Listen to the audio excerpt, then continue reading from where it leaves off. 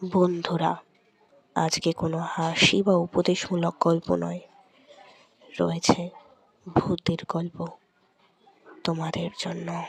আজকের গল্প নরকের ধারে।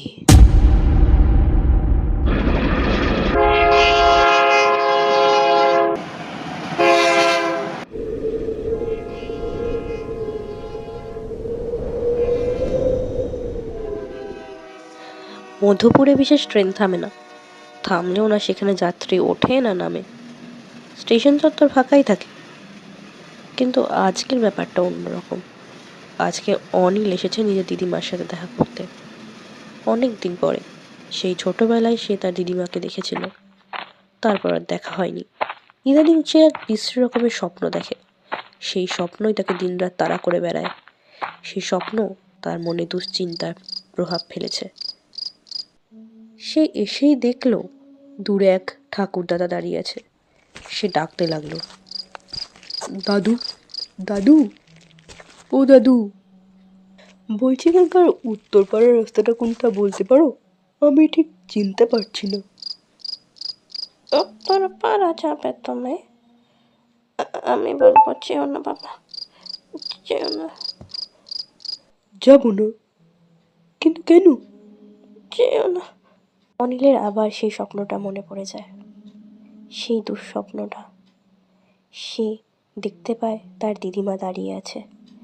সে আর তার মা দিদিমার দিকে ছুটে ছুটে যাচ্ছে। মা তো এগিয়ে গেল, কিন্তু ও মা, তারও আমি যাব, আমি যাব দিদিমার কাছে আগে। এ তুমি কোথায় যাচ্ছ? কোথায় যাচ্ছ মা? দিদিমা কোথায় চলে যাচ্ছে? দিদিমা দাঁড়াও, দিদিমা যেও না, দাঁড়াও, দাঁড়াও দিদিমা, দাঁড়াও। অনিল যেন এইমাত্র ঘুম থেকে উঠল। সে বলতে শুরু করলো, না না দাদু, আমি যেতে পারবো। তুমি বলো না কোন দিদি যেতে হবে। তুমি যেও না বাবা, আমি তোমাকে বারণ করছি, বড়দের কথা শোনো, যেও না। ধুর, ভারী বদল তো, ভাল লাগে না ছাই।